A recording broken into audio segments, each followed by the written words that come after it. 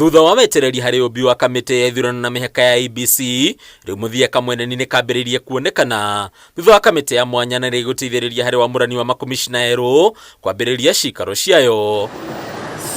Gikiro kia mbere gia kamiti no kiuma gia gucagura muikariri giti kuria Nelson Makanda amurito ta muikariri giti uko nake Caroline Gituku akioya ithenya ria munini wa muikariri giti. Kwitukira ndumiriri kamiti no igatariria ati kuhuthira thikũ 85 itigarite hari thikũ 90 iria ihetwo niguo gukinyaniria wamurani uyu riu ikianirĩrithia mawira ma makomishina ya muthi wa rucio kuri Akenya aria mangienda kuiyukia mieke ĩno na makinyanĩire mahoetwo kwambĩrĩria gũikia ihoya. Hau kabere mucirithania munene Martha Koome ni hitithiria amemba eri aria matehitithirio muthi wa mwambĩrĩrio wa kiumia giki. I, Caroline Gituku, having been appointed as a member of the Independent Electoral and Boundaries Commission Selection Panel, do solemnly swear that I will at all times obey, respect, uphold the Constitution of Kenya. Aria ni hamwe na Fatuma Saman na Caroline Gituku, aria manyitanĩire na Adam Solo, Andrew Kipkoech Tanui, Koki Muli, James Evans Misati, Nicodemus Kipchirchir Bore, Nelson Makanda na Linda Gaki Kiome. Your role in constituting for Kenyans an Iebc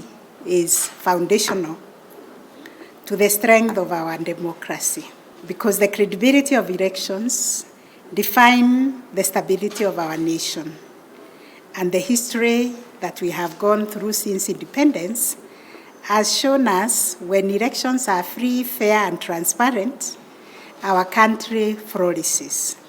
However, when these elections are mismanaged, the consequences are severe. Hindi ya kuhitithia aya eri, Koome ni oritie kamiti no gutigirira ndinahuthika kiuteti na njira o yothe na ni akinyaniria wamurani uyu na guthingatithia uma na kihoto niguo gutigirira bururi-ini wagia na kamiti iria nginyaniru gugatabania githurano makiria kia mwaka wa 2027. You are going to select to lead the Iebc as commissioners. They must be individuals of untainted credibility who are committed to independence, impartiality, and the principles enshrined in our Constitution.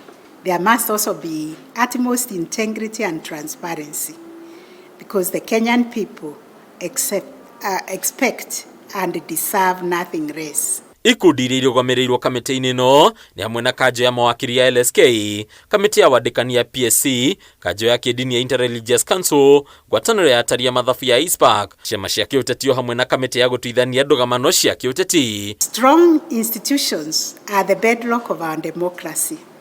The Iebc, like all constitutional commissions, must be allowed to function independently, free from political or external interference. Hadi ni Kameme TV, Retora Kone Bataru wa Mwangi.